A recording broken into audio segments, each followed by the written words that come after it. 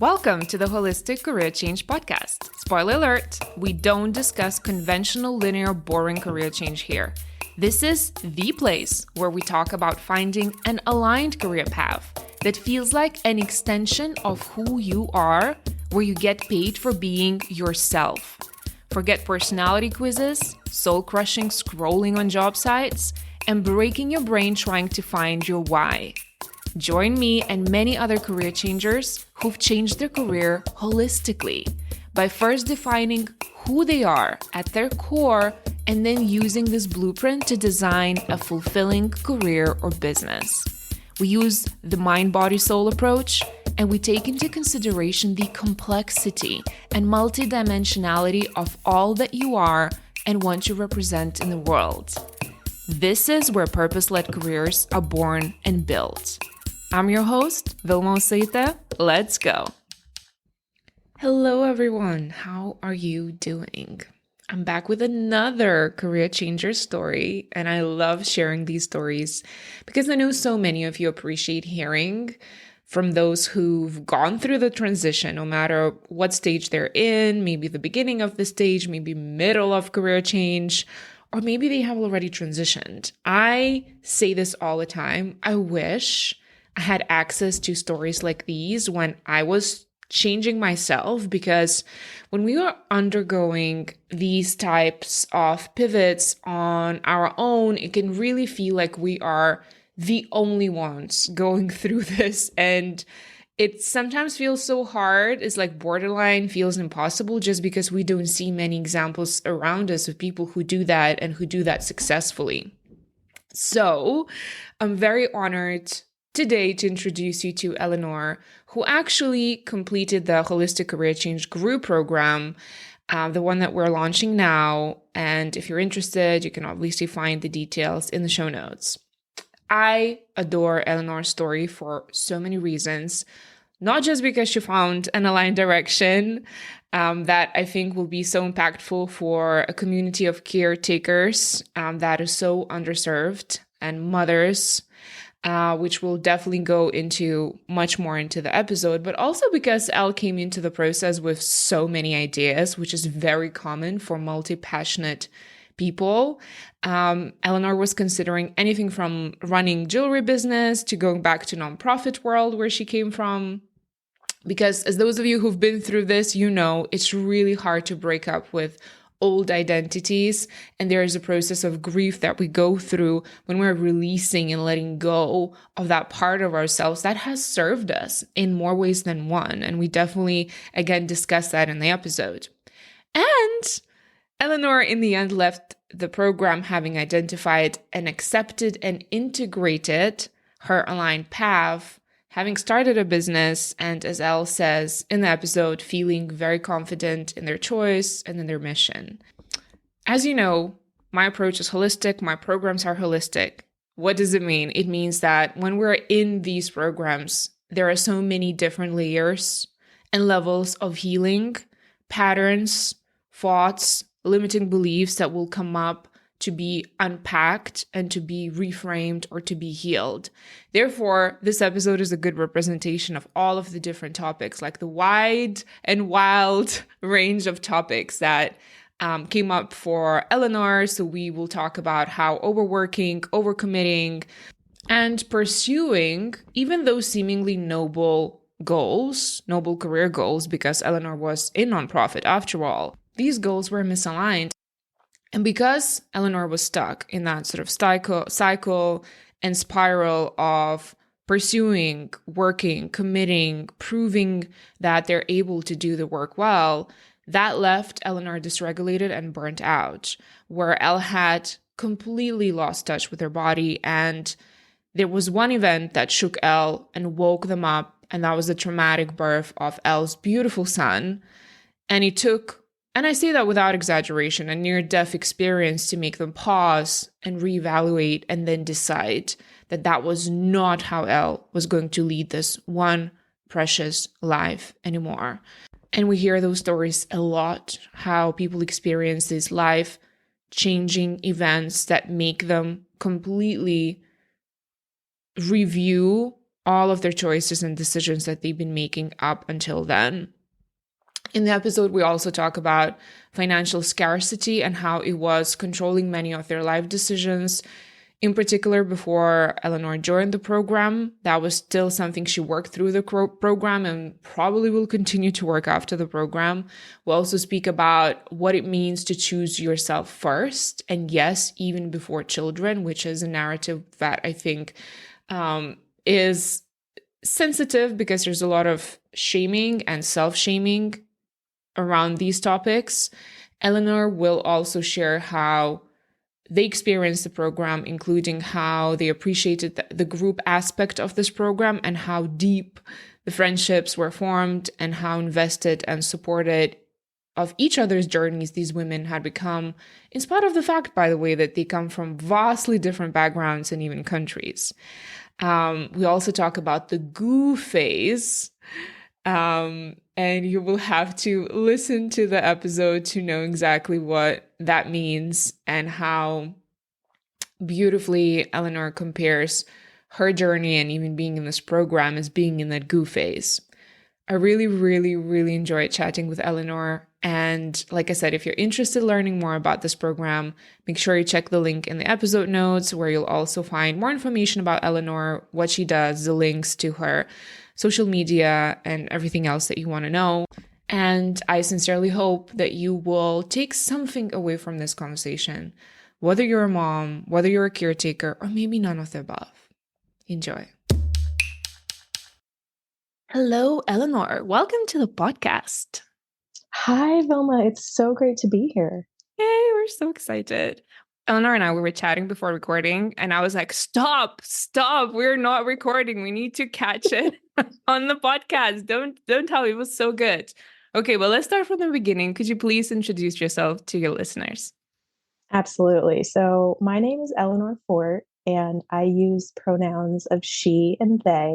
I identify as a gender non-conforming female, and I am currently on the indigenous land of the Wampanoag tribe, which is also Boston, Massachusetts. And part of my identities is that I am a daughter, I'm a partner, and I am a new mother.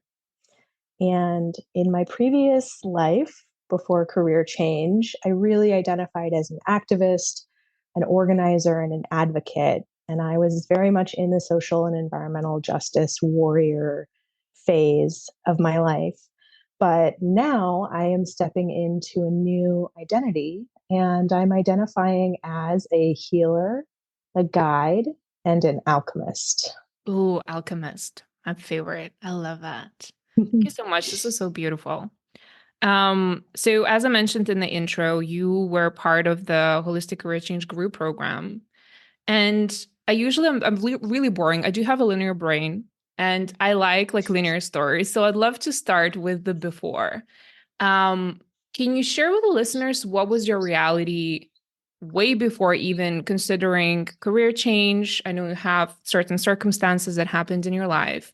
So we would get a little bit of a better picture. Who was Eleanor before, what she was thinking, what she was dealing with, what she was fearing, right? When you even start getting closer to considering career change, can you paint us a picture of that? Yeah, there are kind of two versions of the before times for me. So, for 14 years, I worked in national nonprofit organizations based in the US on policy advocacy on climate, environment, racial, and social justice issues. And the nonprofit world was very much do good and serve communities and make a difference and save the world. And what that meant is that there was very little time for me to care for myself. It meant long hours. It meant not a whole lot of pay. Everybody is there because they believe in the mission. But that also meant that if you drew boundaries with work, that meant that you weren't committed to the mission or you weren't dedicated to the team or a team player. So I dove headfirst into this career after graduating from college, and it really was aligned in a lot of ways for me because I did care deeply about the issues and it used a lot of my strengths and values. But the truth is that I knew, even while advancing in this career, that it was really misaligned in terms of the cultural fit and the work environment, the hours, um, and it was just a much more, I mean, we're fighting, big bad guys, big polluters every day. And so that combative nature and the urgency, constant urgency of that work environment was absolutely taking a toll on me, even before I chose to leave that career. Okay, there's so much that I want to talk about nonprofit, but I guess it's not really necessarily the scope of this conversation because I That don't know can if be a different podcast. that's literally has to be like a series of podcasts because I don't know if I said that on the podcast. I would always joke that nonprofit is a great provider for clients for me, is a great supplier because there are so many people who believe in the cause, but their body is starting to break apart. They're burning Yeah. out. And the system is kind of rigged to your point because we're working for this amazing cause. Who is going to do it if not us? We need to fight, fight, fight, right? Very masculine Mhm. driven energy. Were you considering a change yourself or were you just continuously convincing that it's going to get better? Like, how did you deal with it? Oh, I was really drinking the Kool-Aid at that point that those people were just weak and couldn't hack it, and that Oh, wow. I was strong enough Mm, to make it, and that I was committed and dedicated enough to make it, and that I knew that there were cultural problems within the nonprofit industry that were really toxic and unhealthy. And I also wasn't in a position yet within that industry where I was in that C suite level where I could really make a difference for that. My goal was, I always knew that I wanted to be a mother. And my goal was to advance enough to a point in my career, working really hard and climbing that nonprofit ladder in my 20s so that I could then become a mother and kind of take my foot off the pedal, not check out, but certainly not be the lean in person. I wanted to be able to have a career that was sustainable and I could coast for a few years while being a mother. I knew even before becoming a mother and trying to conceive that I needed to work on my work life balance. It's actually one of the things that sent me to therapy. The first thing that I came to therapy on was I need work life balance and I need to not be always thinking about work, even when I'm at home, because I want to eventually have a family one day. And mhm. being present for that family is so important to me. And I just, at the time, I really didn't see how I would have any mental or emotional capacity to add a family to my plate, given that so much of my identity and so much of my time was involved with my work. Yeah, that was kind of like most of your identity was work, right? And so when you're doing well at work or you Yeah. want something, then you would feel good about yourself. If something was going down, you would feel awful, right? It's like very tied identity to how you were doing at work. And then, as per Yes. usual, life happened and life interfered, right? And you did get pregnant. Can you talk to me a little Yes. bit about that? Is that the second before phase? I know because you mentioned there are two parts of your before. So then I got pregnant, and I think we're still in the first part of the phase. Okay. So I did get pregnant, which was a journey in and of itself for another podcast. Um, but I did finally conceive through IVF and was going through my pregnancy. My boss wanted to give me another promotion, but we hadn't solidified that. So I was not telling my boss that I had become pregnant until after those salary negotiations had been finished. And, I, and then COVID hit and I went into lockdown, and many of my teammates had small children, 4, 6, 8 at home. But, my baby was still in my belly, which meant that Mm, I could pick up all the slack and work 16-hour days. And I ended up delivering my baby prematurely. I was diagnosed with a rare and severe form of preeclampsia called HELP disease. It's not very common, but it is very often misdiagnosed, and so it has a very high fatality risk. And I basically had to beg the hospital to admit me to run blood tests because we were in lockdown Yeah. and it was COVID. Mm-hmm. And I brought my work laptop with me to the hospital You're like that because I cliche had it. movie character that is like, bring me my laptop. I'm going to have to join a call at 4 p.m. Can we make this quick, doctor? Oh my goodness. I ended up delivering with an emergency C-section to a premature baby when I was, but he was about 8 months, when I was about 8 months. And I think that had I not advocated for myself and been able to say, you know what, something is really wrong and I need to go to the hospital. If I had just kept my nose to the grindstone and powered through that discomfort and kept working, I would not be here today. That is, So I don't even think I have words to say. Like, I don't even comprehend how traumatic this whole experience must have been. it was especially difficult because as a mother, your body is supposed to nurture and care for your Yeah. child. And Mm-hmm. I really felt like my body had failed me. And that it was my fault or there was something wrong with me because I couldn't carry my child to term because the pregnancy was actually endangering my life. And I know that there are many women who have birth trauma. I think it's far more common than what is talked about, and those experiences are all extremely different. So I went back when my child was gestationally 3 months old. He went back to work full time. And, I knew that the team had been through a lot while I had been gone. We were still working on federal packages. I was back at my job for a year before I fully realized that I had completely burned out. Mm-hmm. So in 2021, I asked for a short term disability leave so that I could have a bit of a break.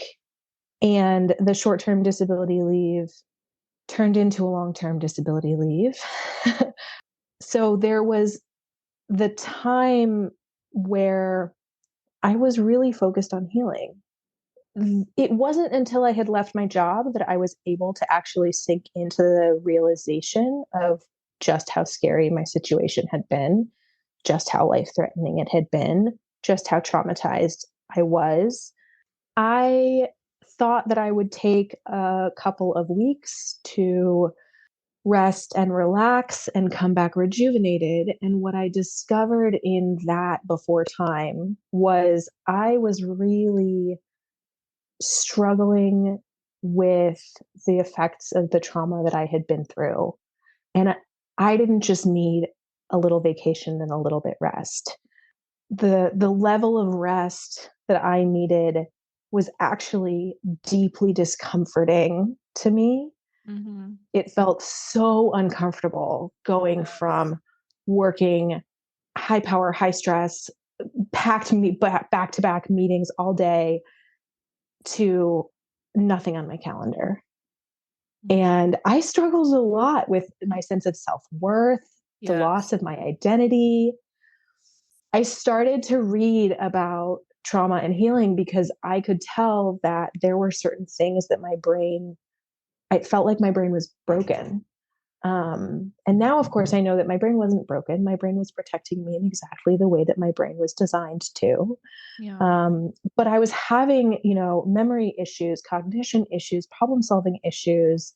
And I needed to figure out why was my brain feeling so broken, and realized that the answer to that was I had just been through a major life trauma, an acute trauma.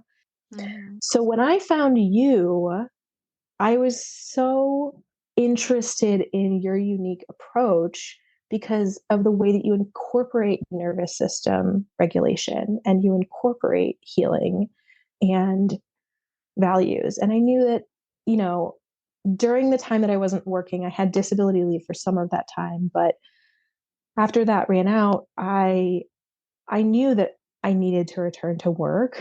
We were living off of savings in order to support my family financially. Daycare is expensive, health insurance is expensive in the US. Unfortunately, I wish we lived in a different world, but we can't financially sustain just me being a stay-at-home mom. And the truth is that I didn't have the identity where I wanted to just be a stay-at-home mom. Like leaving my career wasn't a choice that I made. It was because I started to realize that something was wrong, that I wasn't operating in a cognitive way and in an executive functioning way that I always had and should be. Getting back to work was my goal. I wanted to find a way to get back to work and to have a career, but it had to be on my own terms, and it had to be done and approached in a way that wasn't just going to immediately send me back into a panic of a work environment that was as demanding as Yeah. what I had previously come from. And, that was my whole career. So that was all I knew. Yeah.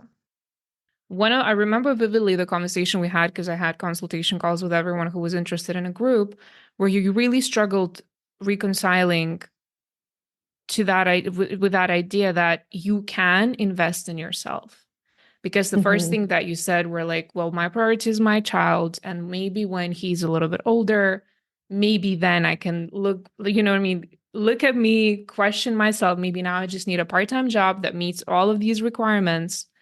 And, I just need to suffer through it or whatever it is that you use. Can you talk to me a little bit about that? Because I feel like that is something that we're so conditioned to do as women and then as mothers, right? All of that where we don't think that we need to put ourselves first. Mm, yeah. I don't think I would have arrived there had it not been as part of this broader healing journey, because I realized that what had been so life threatening about my situation was that I wasn't putting myself first and I wasn't advocating for myself, and I was putting everybody else before me. And once I realized that that is what had nearly killed me, the saying is you can't pour from an empty cup. So now I come first. I come first. And I think that I hope for the rest of my life that I'm going to come first, because I'm no use to anybody if I'm not coming first. And the other thing I've realized is that nobody can take care of me the way that I can take care of me, because nobody else has the experience of what it's like to live in my body, Mm, my nervous system, amen. my mind, my thoughts. Yes, 100%. So it really took rebuilding that trust in myself and intuition. Not to jump forward, but there was a week where we did a module on intuition, and the way that you described it, I had never had anyone describe that to me. As somebody who's lived with anxiety a lot of my life, I often questioned whether or not my thoughts or my gut was being driven by my anxiety or being driven by my intuition. Mm-hmm. And the way that you described it on that module was, and I'm sure that you have other podcast episodes about that. I'm I don't certain you even do. know. I think you're going to do a little sneak peek here. I don't even know if I spoke um, about it, but please share. but that really helped, combined with my meditation and mindfulness practices, and combined with the journaling and the thought work, that really helped me separate what was the fear and the anxiety and what was the intuition and the true essence of who I was, and also the purpose that I had been given to, um, kind of heal. And so some of it is me, my essence personally, but some of it is also my ancestors and the epigenetics and the, Yeah. lessons that we've been passed down, Mhm. um, Yeah. and lessons that we've learned from our environment. So now I'm really can I say fuck? I'm really in my no fucks attitude kind of era. Love it. where I'm like, oh, that makes you uncomfortable? Too bad. This is what I want. Oh my gosh, I love it. I totally love it. I want to get into the juiciness of the process because I think like everyone's Yeah. process is unique, right? And I think even though when I said that so many times to all of you, is like even if you we are going through the same process, right? But each of your process will look so different, the way you'll experience it, the way that you'll interact with it, the realizations that they come, the realizations that don't come, like it's all unique and sacred. Can you share a little bit more sort of what was your relationship with like the process, the highs, the lows, the unexpected things, like whatever is like jumping to your mind, either to for people who might be considering a program or for people who want to just go through a career change because in essence a lot of us will go through that part of the process, this process, other process, no process, because it Mm. is such a journey of unbecoming and coming back home and embracing those authentic parts, which is hard and vulnerable. And there are a lot of turmoil, right? Could you share a little more? Like, what was that like for you? One of the big themes throughout the process was exactly what we were talking about, this intuition versus fear. And particularly for me, because kind of second phase of who I was before I came to this process was living off of my savings and not working. And so that was coming from a place of real financial scarcity. And I am lucky that I have always lived below my means and always was worried that something terrible would happen. So always had, an emergency fund. Um, it took a lot for me to realize that this is a rainy day fund and that this is a rainy day and that it's okay for me to use my rainy day fund on a rainy day. That is um, the rainy day that you say. I remember we even coached on that. This is the rainy day yeah, that you were this saving is the for rainy right day. now. Yes. This is the time when I am struggling. I had mental health professionals tell me that I was incapacitated from work and that Oh I my should not goodness, I'm be so working, sorry. I'm so sorry. and that it would, not be good for my mental health to return to my career. And yet I was watching the numbers in the bank account each month slowly go down. And so a lot of it was there was a recurring theme of finances, and that's still something that I am working through, Yeah. even after our time together. But just a quick um, story on that and an update for you, I think, Mm-hmm. is that I have decided to launch my business and pursue a certification at the same time, even though certifications cost money. So that is another way in which I'm choosing, even though I haven't made, we'd talked about me making some money and then using that to reinvest in the certification. And I realized this is when I have the time to do additional coursework and to do additional learning and to, you know, take those courses and pass those certifications. So I also am just feeling very confident in my choice and almost like the only way for me to fail is to not try and not Mm-hmm. do the work. That's a And great like I reframe. trust myself to Yeah. try and do the work. So the fears of the financial scarcity were really one of the things. The other thing that I think this process helped me process, and that I also witnessed in some of the other women who did this course, was that when you choose to leave a career that you have invested a lot in, you really lose a part of your identity. And there's a lot of grief Mm-hmm. because you thought that you had goals. Choosing to leave your current career that's misaligned before you even know what else is out there, and going through the process of identifying what is the aligned career, Yeah. I think that there is a lot of grief. um, some of the things that I really loved about this was also, and I touched on this a little bit with the grief, is the fact that it was a group program and that there was group accountability and that friendships were made and that we were all coming from different places. We had vastly different careers. Yes. Um, but But by the end of this 5 month process, I really felt like we were this group of friends. Like I was really invested Yeah. in the lives and the issues of these other women. And, whether they'd be talking about, struggles continuing in their current jobs or, navigating how it changed their relationships, or, you know, all of the issues. I mean, even if they weren't things that I had personally experienced or was going through at that time, I really just, my heart went out to them. Yeah. And we've stayed in touch. They have also just been a huge part of cheering me on when I did finally realize what was my aligned path. They Mm. really, their reaction of being like, yay, Eleanor's finally ready to recognize what all of us have known and Yes. seen in her for the past month. And Eleanor's finally ready to step into it. Yeah. Um, that also felt really affirming for me. Yeah. And even though it's the virtual community, like we miss, right, in person, I think healing so much. All of us do. But I think what I want to attest to that because it was so wonderful to watch, like the sisterhood that was built. And even though, to your point, like everyone is coming from such different backgrounds, even there is an age difference, right? And even different nationalities. But somehow you managed to create a lot of safety for each other to be vulnerable as well, right? And be so open and receptive to everyone's journey.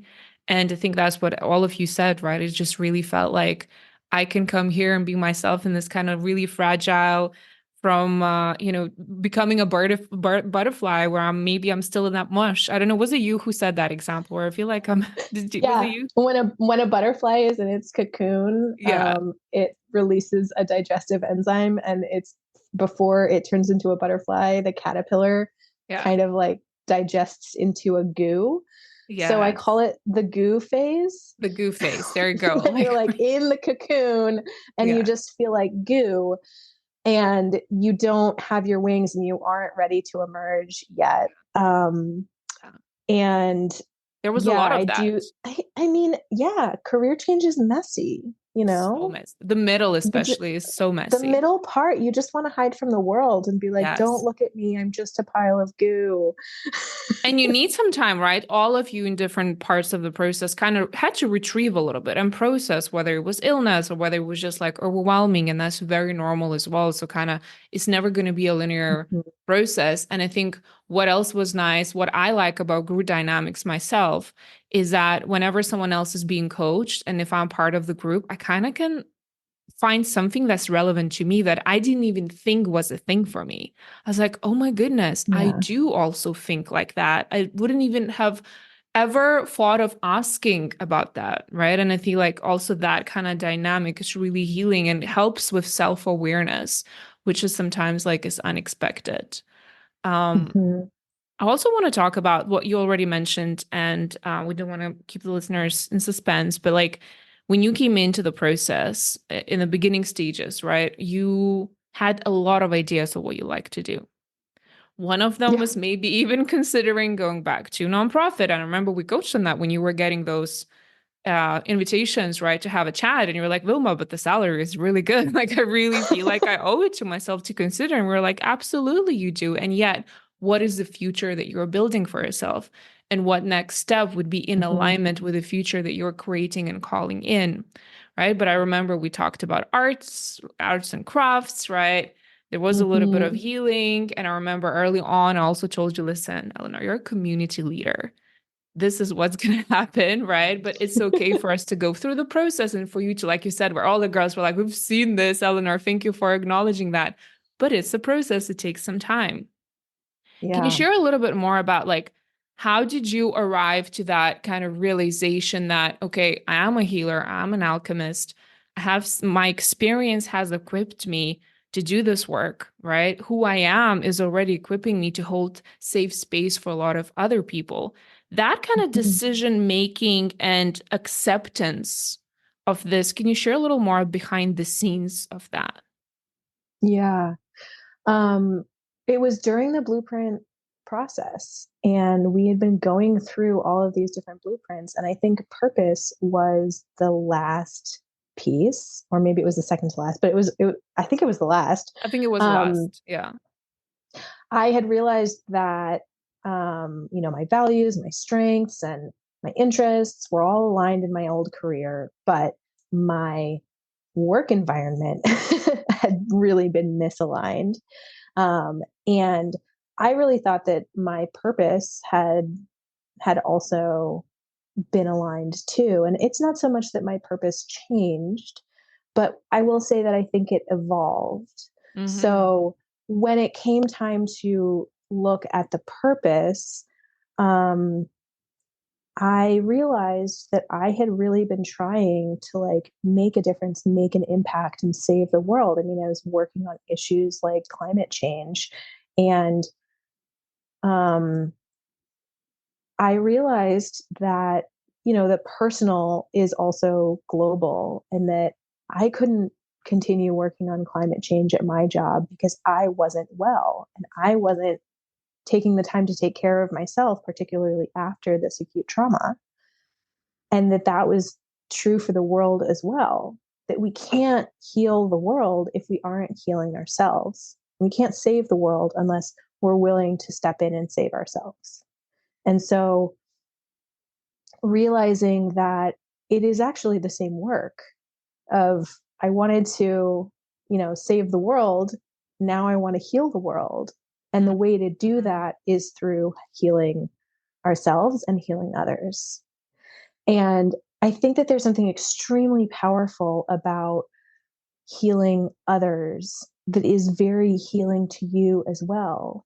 It's very similar to the inner child kind of reparenting process where, when you care for your child in the way that you weren't cared for but needed as a child, that can actually be very healing for you because you realize that you are the person who would have felt safe with you as a Yeah. child, and that you are protecting not only your child but also your inner child.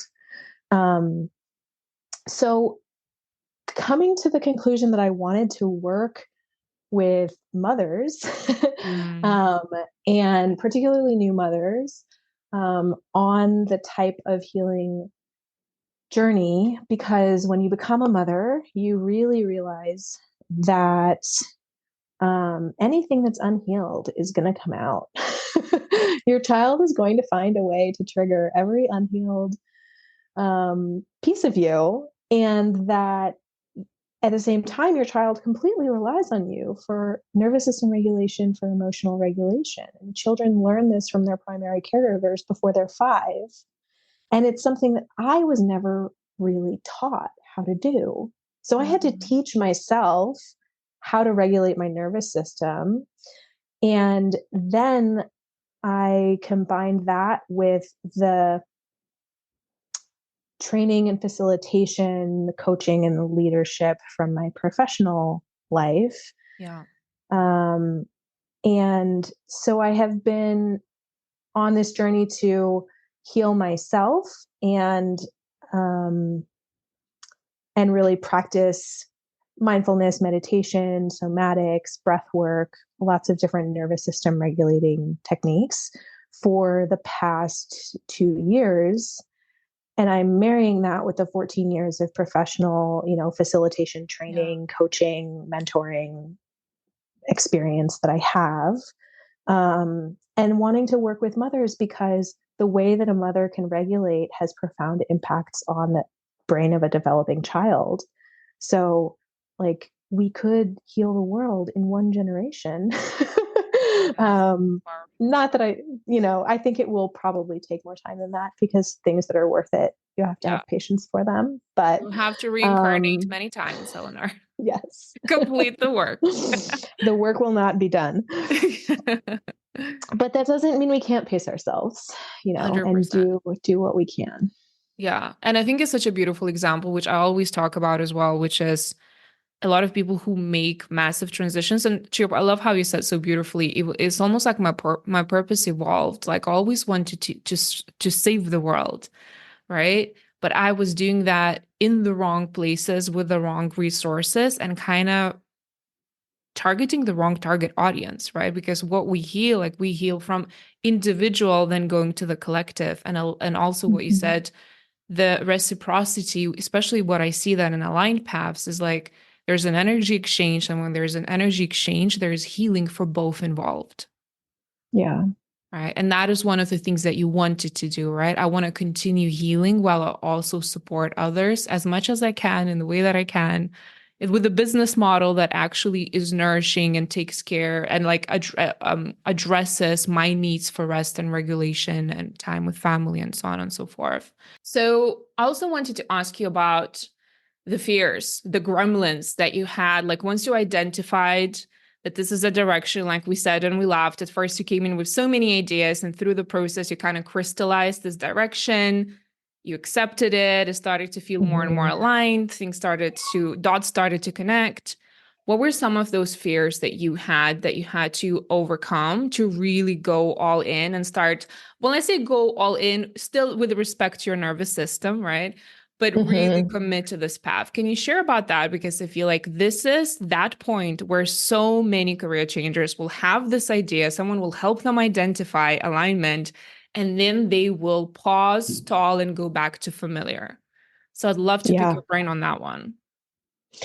Yeah, this was a big, pivotal life moment for me in so many ways, and I think one of the most challenging things for me was just reminding myself that I had the time and that I could take the time, and that this was a big decision that was gonna impact, the next decade or more of my life, the time span when I have a small child, and that it shouldn't be rushed. So that was one, was just I felt a sense of urgency. Some of that was from the financial scarcity, which we talked about. Um, and that was kind of the biggest one for me. But I had other fears that came up. And I think that you pushing us to do thought downloads and run thought models really helped uncover some of the fears that were there that I hadn't really acknowledged before.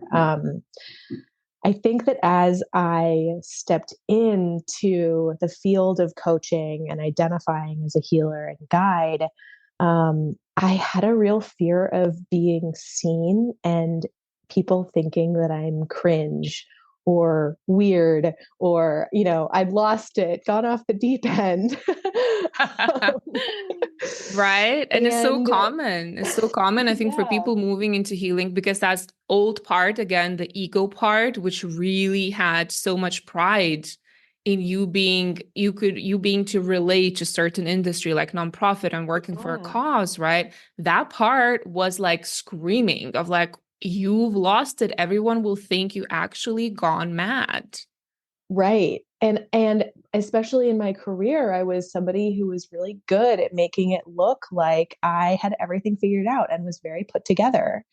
And, I had this high functioning anxiety type A perfectionist and, people would comment to me on, how competent I was, how responsible I was, how confident I seemed. And I did not feel that way inside at all. So stepping into this role, it requires a lot of vulnerability. It requires being honest with your own shortcomings and your own struggles. And that's what's going to attract your ideal clients. And so stepping into the vulnerability and the realness and the ways in which I really felt like I was struggling, I was surviving, not thriving. um, and just being okay with being seen in that way and asking for help.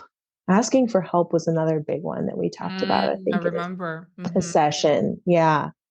Um, and particularly leaving my career because of the high burnout rate in the nonprofit industry, I also felt like if I didn't do anything that was related to my previous career, that it would be seen as a failure or, Eleanor's like weak, she couldn't hack it. You know, it felt very those who can't do coach. um, Mhm. and I actually had to reframe that to say, there is a gift that my very unique experience has taught me that could be valuable to so many others. And the most brave thing that I can do is show up in my all of my authenticity and help others through that. Because, like, let me go into the deep end. If you think I've gone off to the deep end, let me go into the deep end so that I can be in the deep end and find the other people who are in the deep end struggling and drowning and let me, be their life raft or their little floaties. Um, so there was a lot of, that kind of message of what success looked like. Mhm. And once I was able to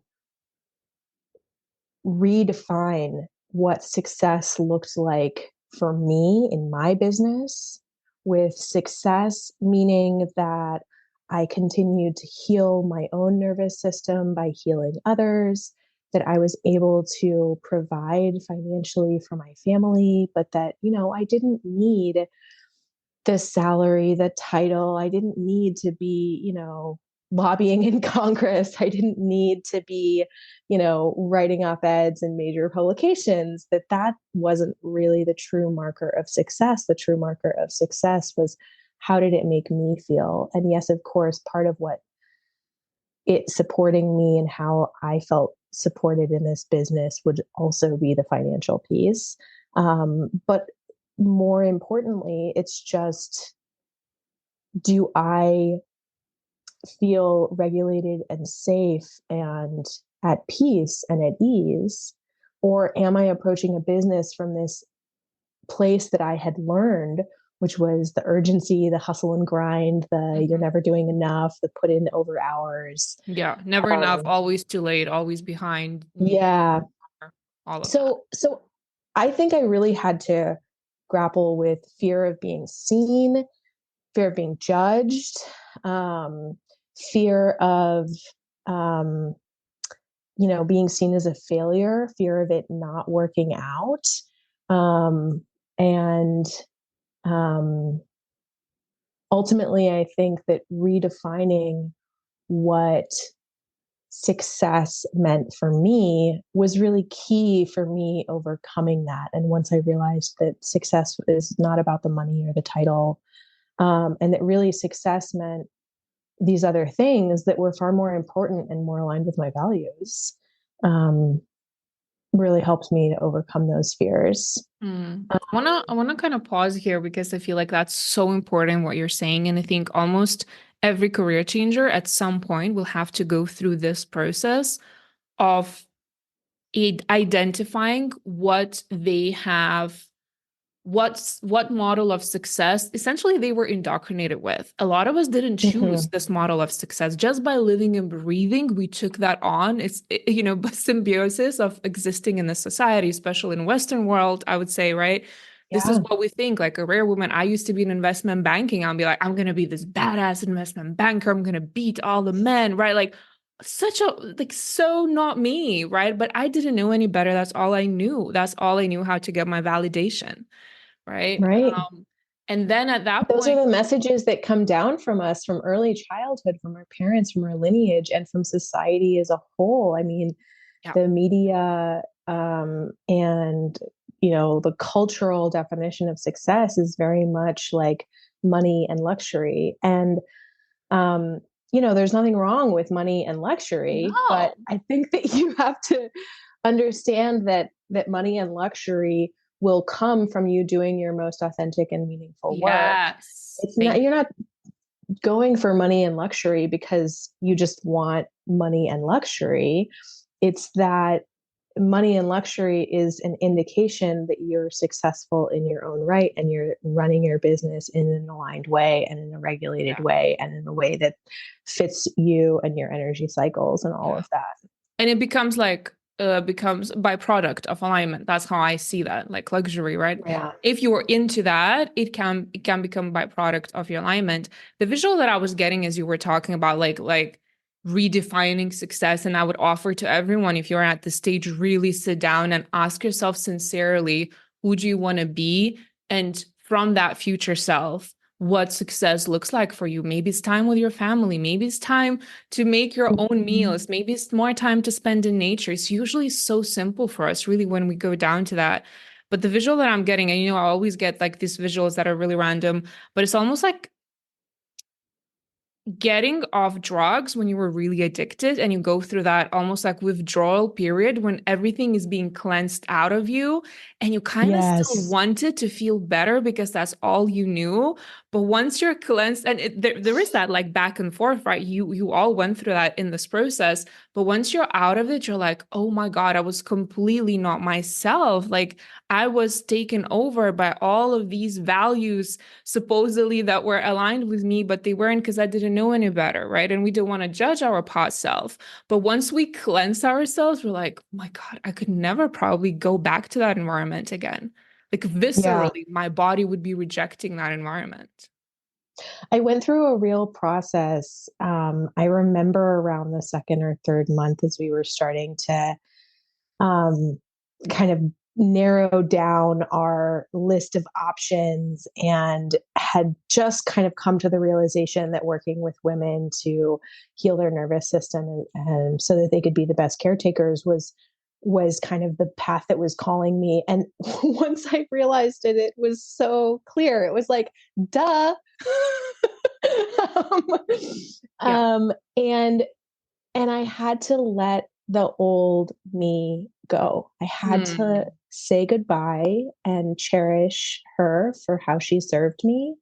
But I remember I had kind of a personal ceremony. I swam in water.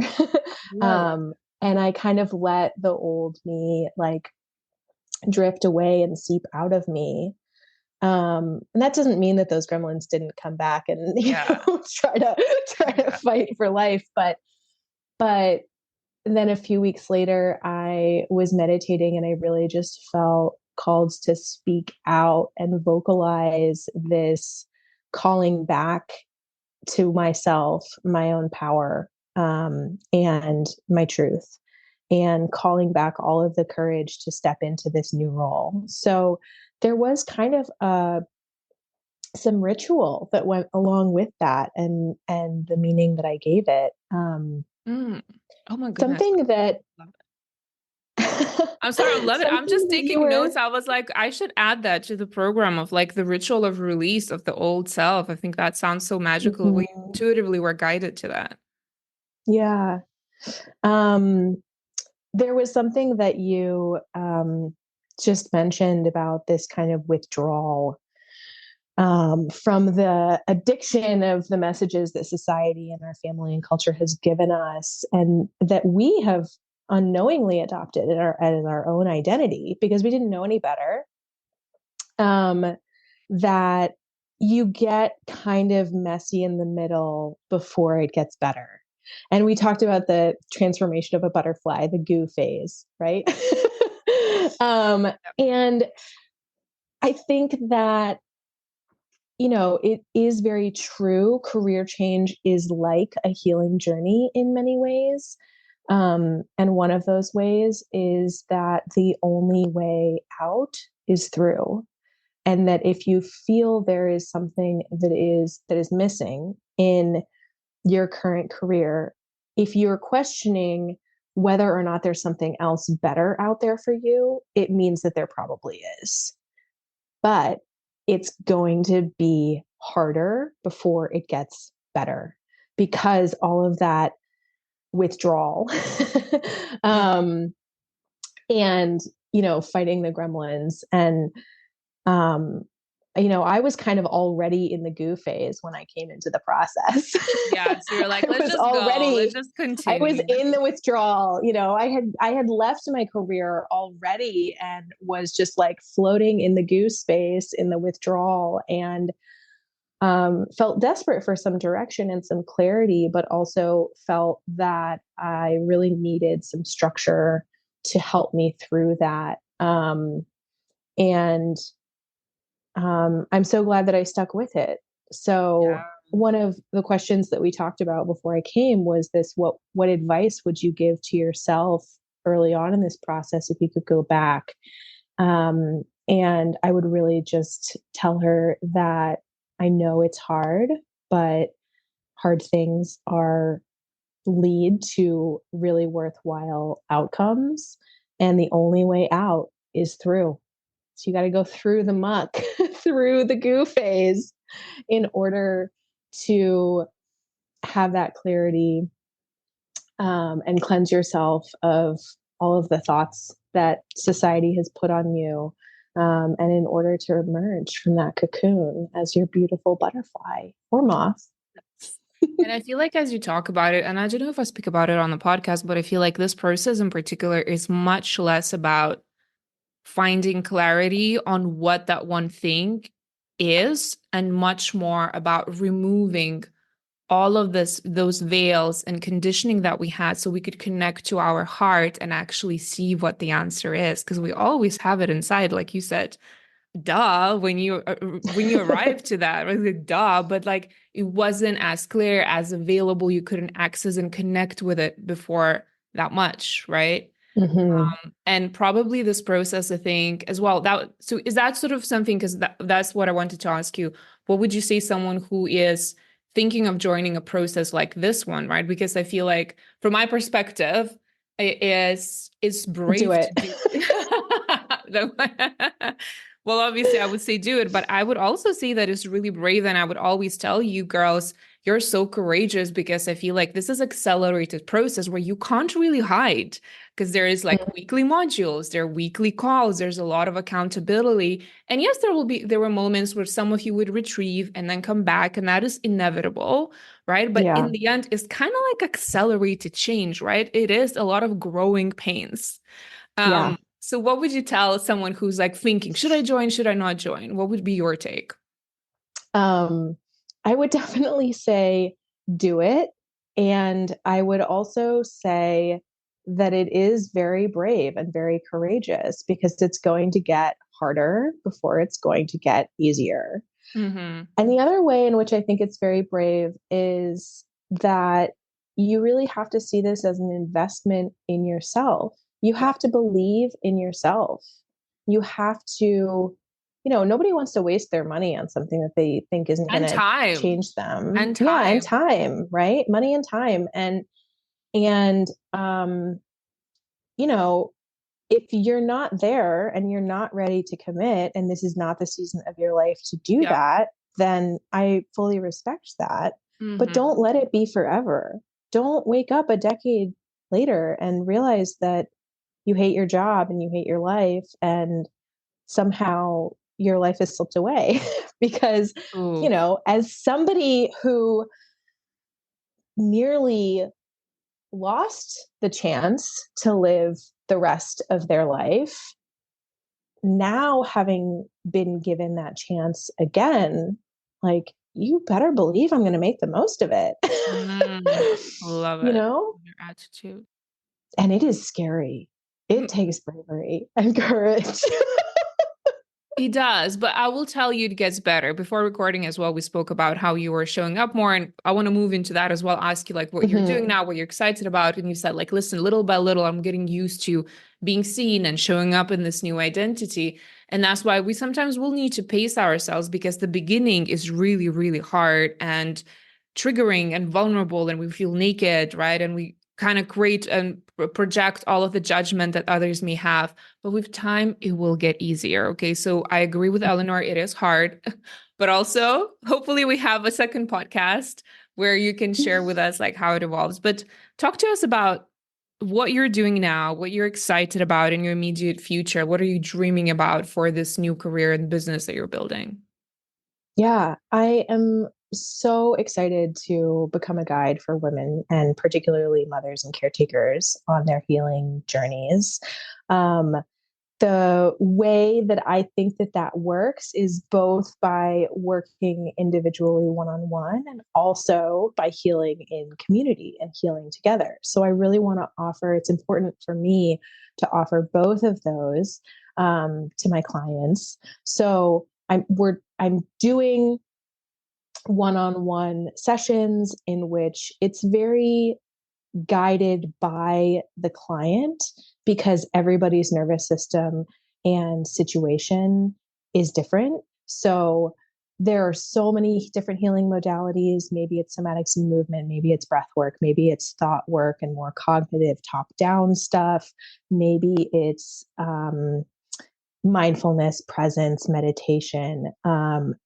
There are so many different ways that you can do all of those things that regulate your nervous system, that it's helping the client explore for themselves what is going to work for them. Um, and so that would be, 3 months of signing up for one-on-one coaching sessions.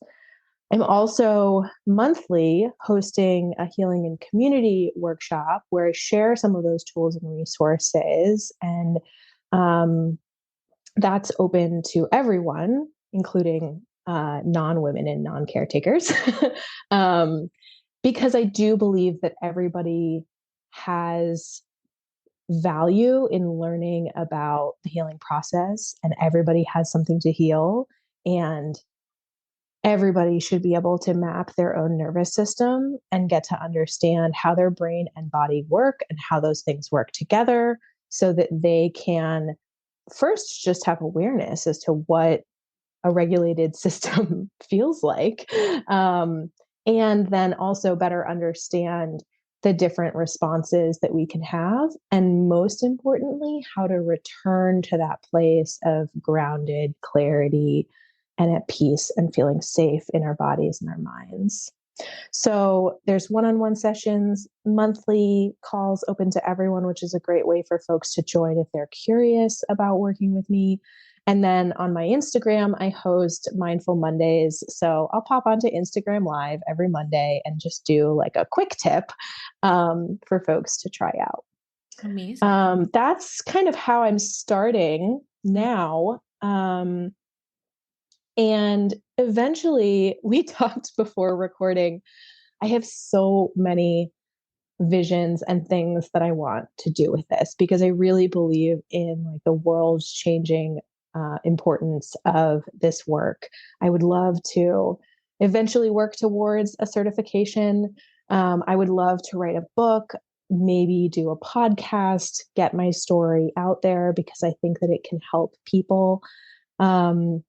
I would love to do group sessions because then you're kind of marrying the personal and the personal attention as well as the community aspect, which is what I love so much about this course. And then finally, the big long-term vision is I would love to just buy land and host like commune style retreat where particularly new mothers and mothers of small children can actually relocate for short periods of time or longer periods of time Forever. because we are missing the village. I was about to say that you need the village, literally. We are missing the village. Yeah. And I felt that so keenly as a new mother, especially during a pandemic where I had to be isolating for myself and the safety of my child.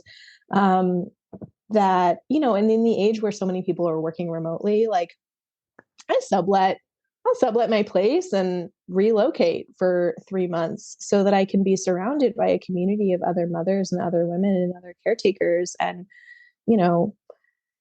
just heal my nervous system on the deepest level, because I think a lot of times it is hard for folks to start healing their nervous system when they're also still living in the same environment, going through the same tasks every day, working at their same job.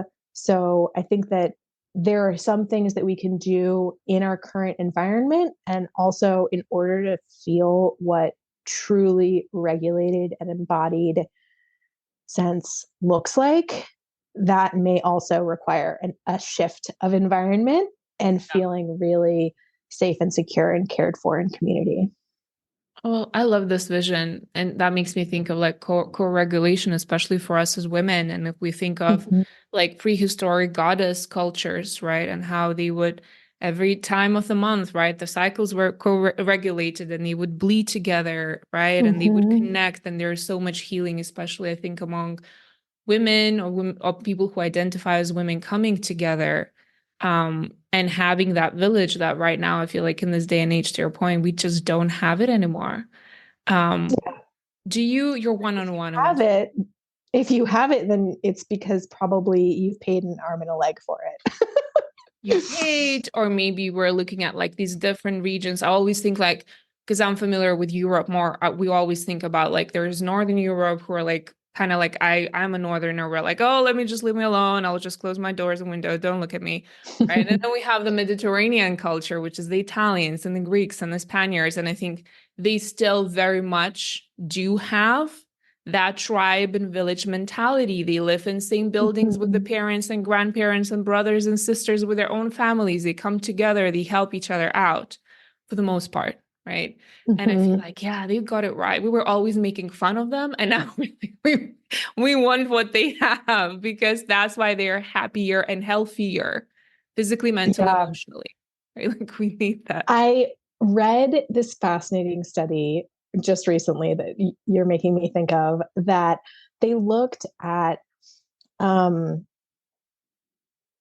indigenous cultures from around the world and they looked at the caretaking, the amount of time and caretaking that it took for an indigenous tribe to raise an infant.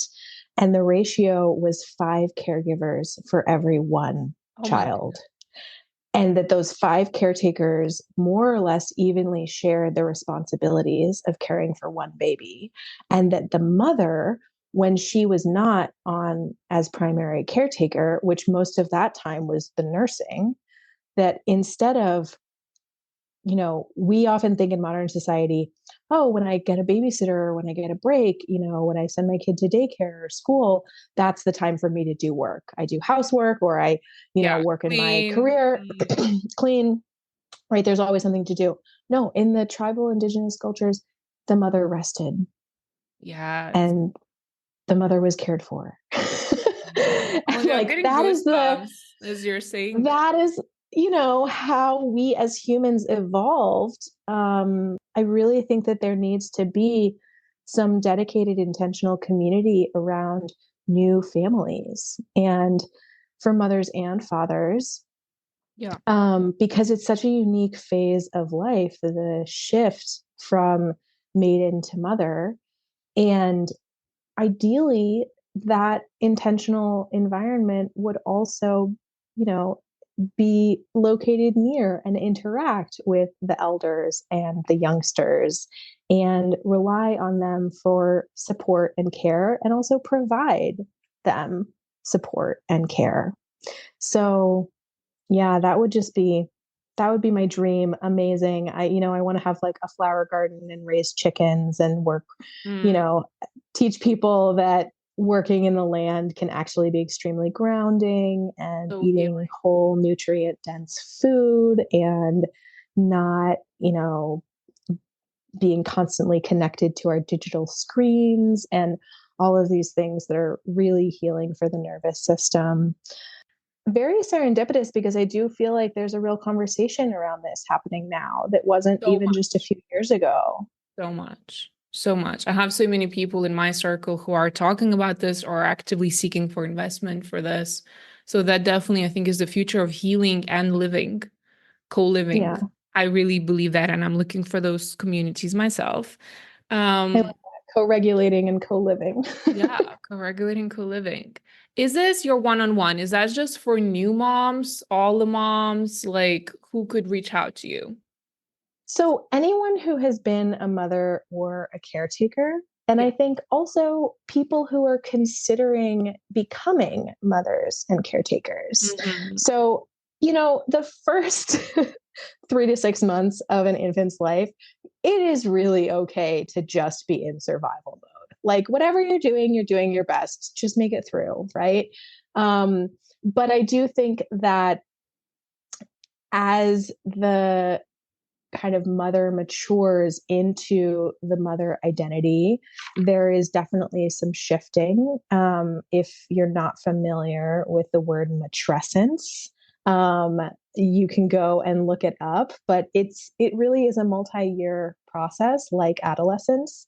And I think that also I would have really benefited from learning some of these tools before even embarking on making a family, before becoming pregnant, before going through IVF, while we were trying to conceive, even just while I was looking at my life and thinking, how is a family going to fit into my current career?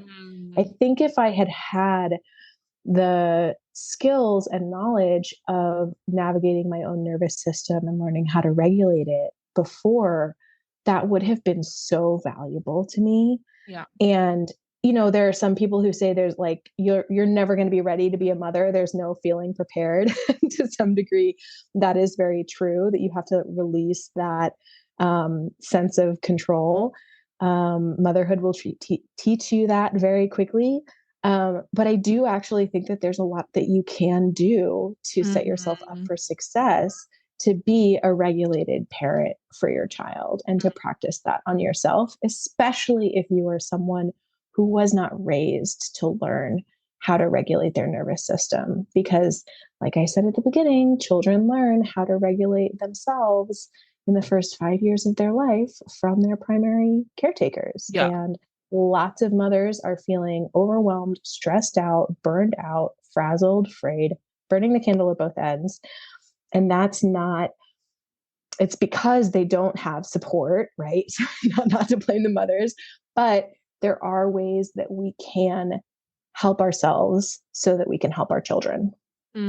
Love this. This should be your like headline. Help yourself so you could help your Help yourself to help you. You can't pour from an empty cup. No, Put you your can't. own Yeah. emergency mask on first. Yeah. So like the prepper type A in me really loves this concept of like, okay, if I were thinking of having a child, I could also reach out to you and kind of start setting certain habits, systems, practices to really better prepare, get some clarity, right? Right. If I just given birth and I really need support, I probably could reach out if I'm a young mom still kind of navigating this journey, right? So like basically everything around motherhood, everyone Yes. who is in the proximity of motherhood. And I say motherhood, but I think it also applies to caretakers overall. I think that Mm-hmm. the father role being regulated is equally as Yeah. important. There are a lot of people who are caretakers within their community. So, social workers who are Yeah. working with people who have come from situations of trauma or abuse. It's really important that those caretakers are regulated as well, in order to co regulate. And those who are also caring for the elderly, I think equally is important, that if Yeah. you are not regulated, then the person that you care for will probably not be regulated.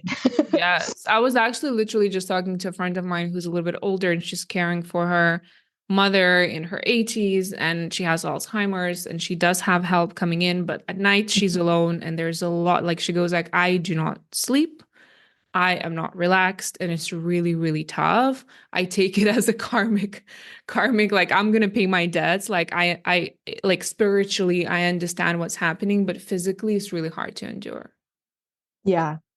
Yeah. Yeah, I think So being the role of caretaker, whether it's to an infant or somebody else, or an elderly loved one, is just so hard, and it is so easy to feel the burden of caring for them before you care for yourself. yes. And really, what I yes, it's nervous system regulation. Yes, it's, mapping all of that, finding calm and presence and balanced and being able to express your authenticity and set boundaries and all of that. It's really about self love and self worth. Yeah. And do you feel that you are worthy of taking care of yourself before you take care of others? Hmm. And there is nothing like motherhood to teach you that.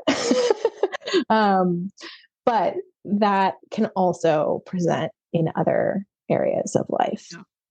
Totally. I love this. I love that you're bringing, I kept on saying movement for you. I always kind of like the word that would come in movement, which I'm sure you're not the only one doing this work, but I think this work needs to come at the forefront of a lot of the topics that we discuss as a society because it has been very overlooked, taken for granted, right? And we have forgotten the ways, and we're just gonna go back to the olden ways and remember what it looked like and really bring some elements of that back. Yeah, Where can people find you, connect with you? And we'll add some of your details in the show notes, but can you also share? absolutely. So people can find me on Instagram. I am Mindful Healing Mama. So at Mindful Healing Mama. And eventually I'll get to have a website and all of those other things. But for now, all of the links and everything else will be in my Instagram. And you can also watch the previous Mindful Mondays that I have put out for free for some quick tips of how to regulate yourself. Love that. Well, Eleanor, thank you so much for coming on the podcast, being so raw and vulnerable. I feel like I always, when I'm listening to podcasts and when I have someone listening to someone who is coming in and they're not hiding the ugly parts, the not so comfortable parts of the journey, this is where I always feel myself almost heal just listening to that conversation and feel better about myself because I think there's a lot of, from what I understand, a lot of guilt when it comes to being a mother in general, right? There was guilt and self-shaming and comparison. And so you sharing so raw, I think is such a gift. So I really want to thank you from the bottom of my heart for coming and sharing and hopefully inspiring others who are listening to you to also rebuild or I don't know, find a different relationship with motherhood, but also think about career change differently. So thank you so much for being that brave soul going through the process and embarking your authentic path now. Thanks so much. Thank you so much, Roma. And you have really been an integral part to this healing journey. And I have gotten so much healing in interacting with you and the other women in the group. And just it really has accelerated my healing process and helped me so much to find the clarity and commitment to making this decision and stepping into this new identity. So it really is true that you heal yourself by healing others. And I just thank you so much for the role that you've played in that. Oh, thank you so much, Eleanor. Thank you. Namaste, as I used to say to Malvina. Namaste. Thank you to the listeners, and I'll speak to you soon. Bye. Thank you for spending time with me today. If you resonate with this content, please subscribe and leave a little review to put a smile on my face.